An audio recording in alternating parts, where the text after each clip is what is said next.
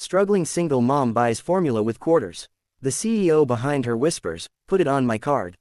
"You're short, honey. $3.18. The word struck like a slap.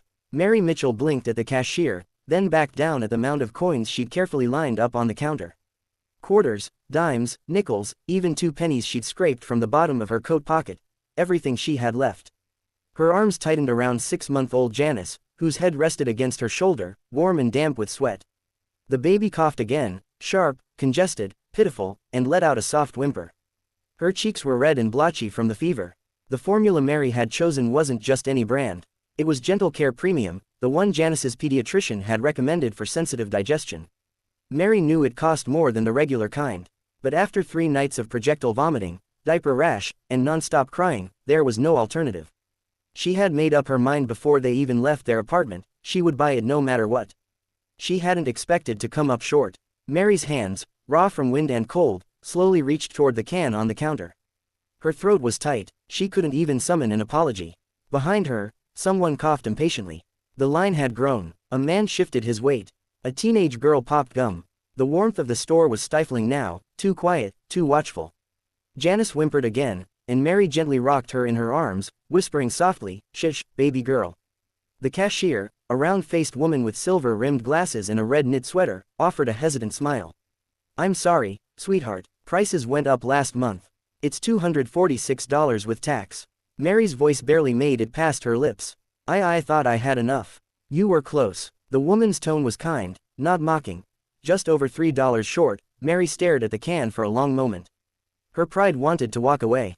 Her daughter's breathing, shallow and rattling, anchored her in place. She had planned to skip lunch today, maybe dinner, too. That was fine. She had gone hungry before, but Janice couldn't wait. With her free hand, Mary reached out slowly and began to pull the can back from the scanner. Then a quiet shuffle of footsteps, a presence beside her. A man stepped forward from the line. He didn't speak at first, just reached into the inner pocket of a charcoal wool coat and retrieved a thin black credit card. His movements were calm, almost detached. As though this were not a moment of decision, but a matter of routine, he placed the card gently on the counter and said, "Put it on my card." The cashier froze for half a second, looking from the sleek black card on the counter to the man who had spoken. His presence was quiet, not commanding, but somehow it hushed the room. Joseph Westridge was tall, sharply dressed in a tailored charcoal coat, dark trousers, and polished shoes that seemed too expensive for the sticky linoleum floor beneath them. His salt and pepper hair was swept back neatly, and there was a stillness to him, not stiff, but composed, like someone used to being listened to. He didn't look at the other customers. He didn't explain himself. "Just put it on my card." Mary blinked, startled. The weight of her daughter in her arms had numbed her to everything but survival. Now, for a moment, the room tilted. She adjusted Janice, who squirmed softly, and took a small step back. "I don't want your pity," she said, voice low, more defensive than she'd intended.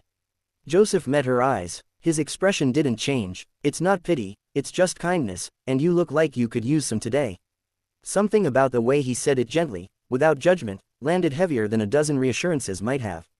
Behind the counter, Betty, the cashier, let out a tiny breath she hadn't realized she was holding. She'd seen all kinds walk through the store. Angry men in suits, mothers breaking down in the candy aisle, teenagers trying to steal energy drinks.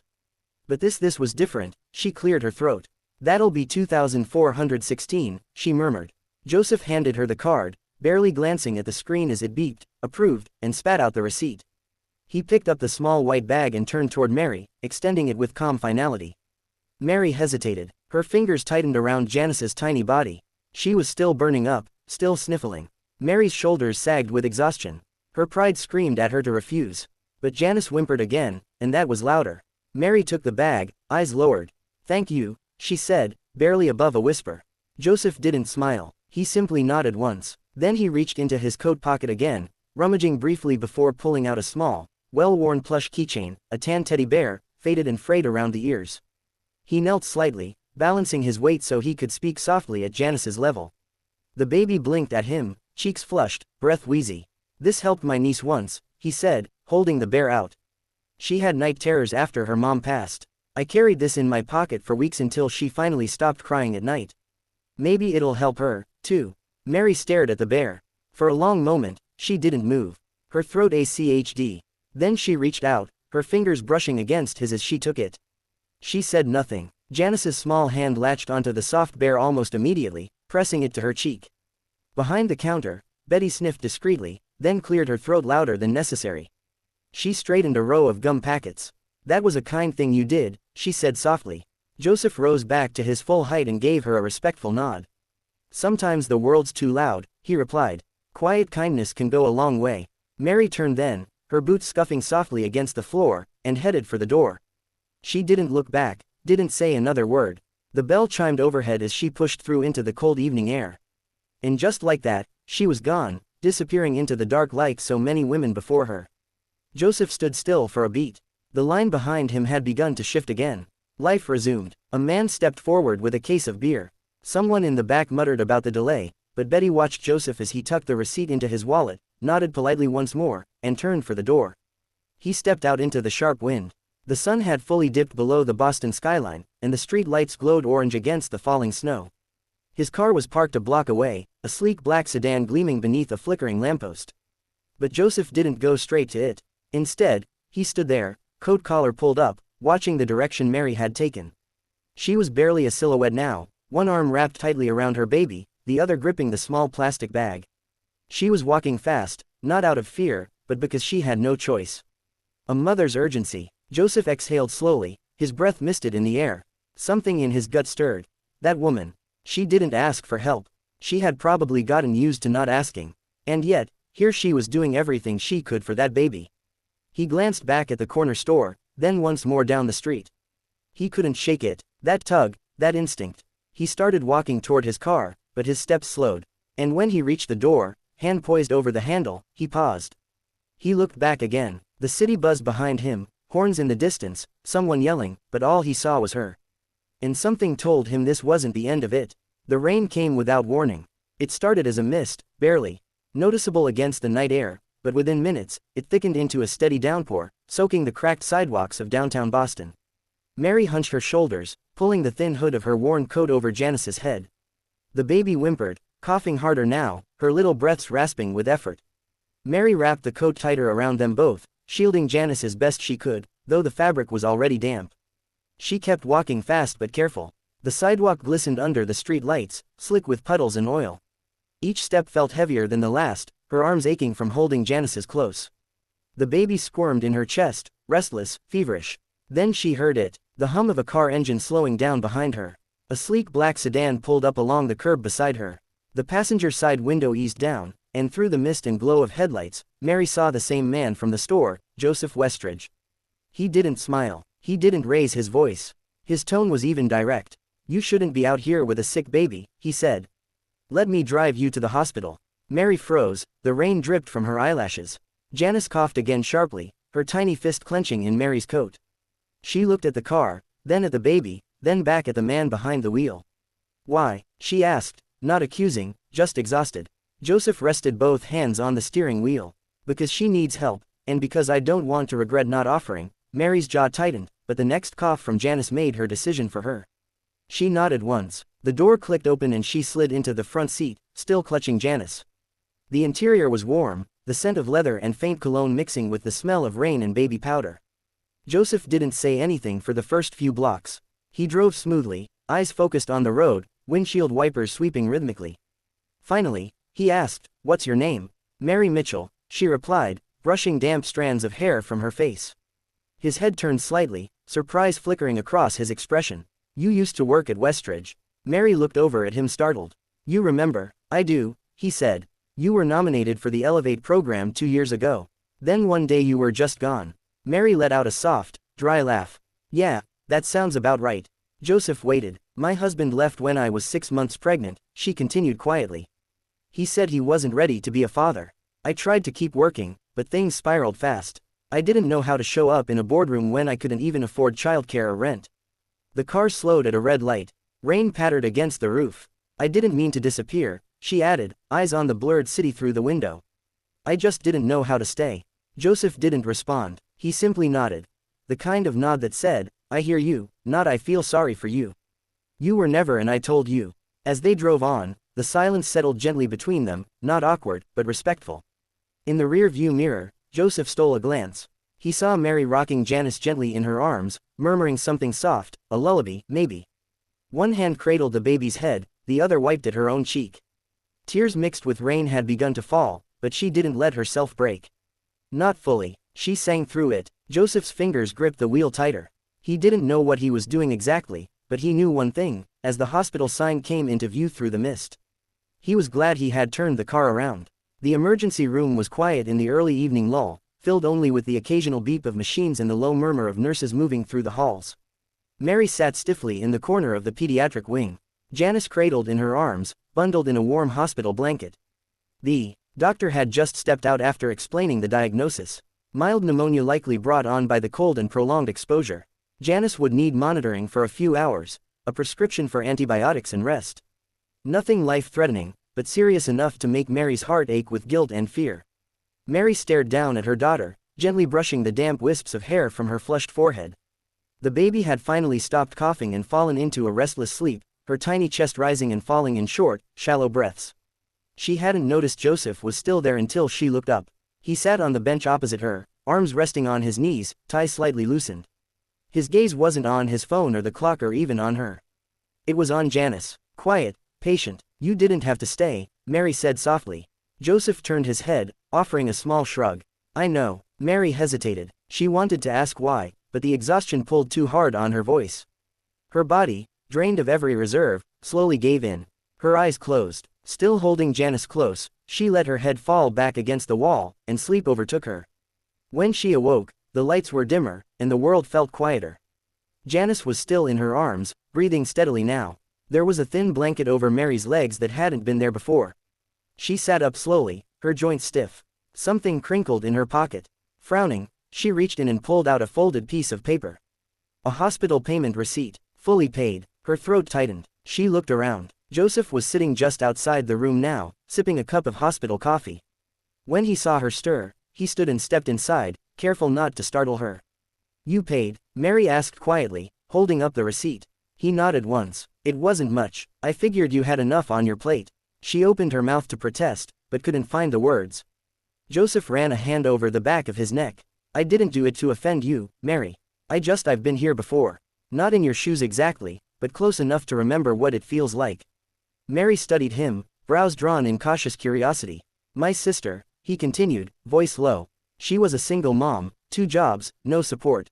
I kept saying I'd help her more, visit, send money, call, but work always came first. I was too late." He looked away for a moment, as if the memory still lived somewhere too raw. "She passed away 5 years ago. Pneumonia." She ignored it until it was too far gone. Her daughter was 4. Mary's breath caught. She lowered her eyes to Janice. "I made a lot of excuses back then," Joseph added. "About being busy, about life getting in the way. I think today I just didn't want to make another one." Silence hung between them, soft and heavy, the kind of silence that made room for honesty. Mary's defenses, slowly eroded by exhaustion and truth, gave way. She looked up at him. Really, looked, and for the first time that day, her face softened. "I'm sorry about your sister," she said quietly. Joseph offered a small nod. "Thank you." A pause. Then, gently, he stepped closer, lowering himself to her level. He reached out, not boldly, just enough to rest a hand lightly on her shoulder, barely there, almost asking for permission. Mary didn't flinch. She didn't pull away. Instead, she let the weight of it settle, warm and grounding. She exhaled slowly, closing her eyes again for a brief moment. And when she opened them, she whispered, "Thank you for staying." Joseph's voice was almost a murmur, of course. And in that quiet room, under the hum of fluorescent lights and the steady breath of a sleeping child, a woman who had forgotten what safety felt like sat beside a man who had once failed someone and refused to do it again. It wasn't a beginning, not yet, but it was no longer just survival. It was something more. The apartment was quiet. Janice was finally asleep after a long, exhausting day, her fever subsiding bit by bit. Mary stood by the window, phone in hand, the glow of the screen lighting her tired face. She hesitated before typing, "Thank you for everything. I don't think I could have made it through yesterday without you." She stared at the message a moment, thumb hovering above sand. Then she hid it. Across town, in a high-rise suite lit by city lights and spreadsheets, Joseph Westridge read the text. He didn't smile, not fully, but his shoulders relaxed, and his eyes lingered on the message longer than necessary. It wasn't pity, it was curiosity, respect, and something else he wasn't ready to name. But as he set the phone down, a name popped into his mind.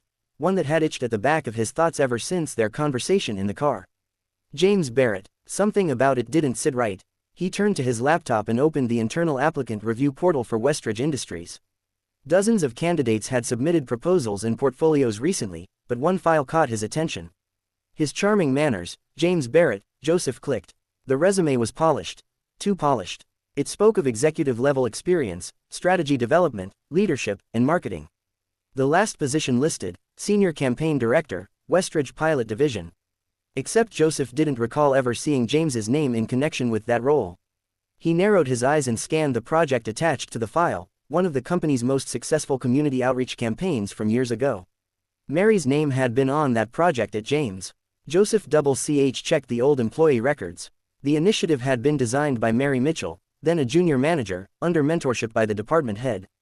There was no mention of James Barrett in the archives. His blood cooled. He kept scrolling, digging into James's background, linked profiles, social presence, media mentions.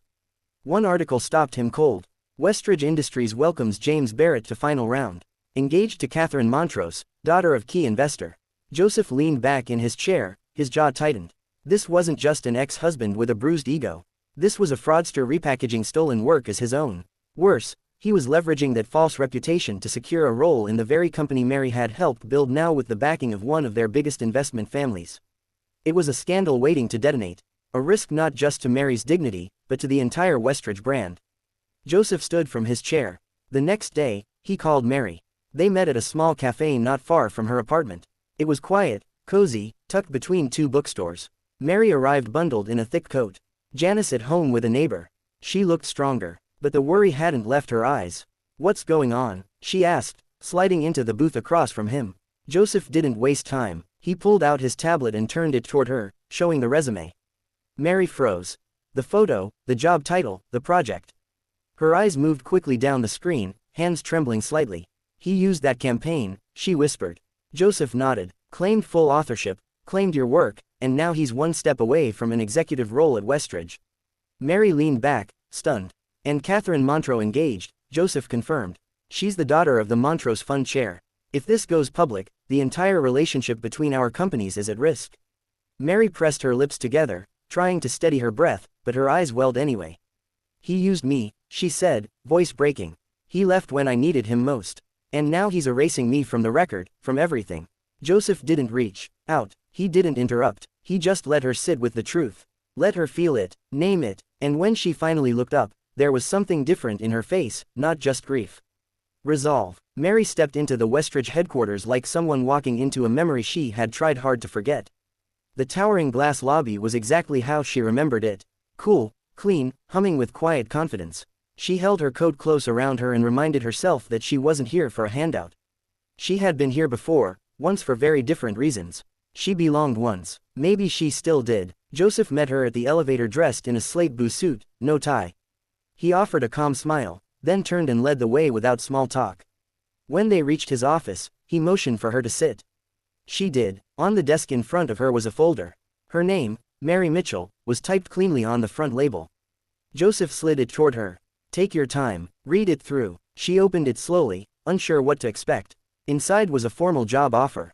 Director of Community Engagement, Westridge Impact Initiative, flexible hours, on-site child care, competitive pay, direct input into company policy for social outreach programs. Mary's breath hitched. She turned the page. Her name was already on the contract. The start date had been filled in just 3 days from now. The file had been signed off by both Joseph and the board. Her fingers trembled slightly as she closed the folder. "I don't understand," she said quietly. "This is a real position, a big one. Why me? Why now?" Joseph leaned forward, elbows on the table, voice soft but unwavering. "Because I saw you," he said, "at that store, at the hospital, holding your daughter like the world depended on it. And maybe it did. You fought for her. You didn't flinch. You didn't complain. You just did what had to be done." He paused. "And because I've made the mistake before of not seeing people like you until it was too late, I'm not making that mistake again." Mary's eyes shimmered. Her throat tightened. She looked down at the contract again. Her name printed neatly seemed unreal. "This isn't pity?" she asked, more vulnerable than she meant to be. Joseph shook his head. "It's not charity, Mary. It's acknowledgement. You earned this years ago. I'm just making sure you don't get erased." She nodded slowly, absorbing every word. Then her tone changed, more certain. And what about James? Joseph folded his hands. I won't use you to bring him down. That's not your burden to carry. This position is yours whether or not you want to say anything. The board already approved it. Mary studied him, the way he sat, the weight behind his words. She remembered the night in the hospital. The softness in his voice when he spoke about his sister. The way he didn't ask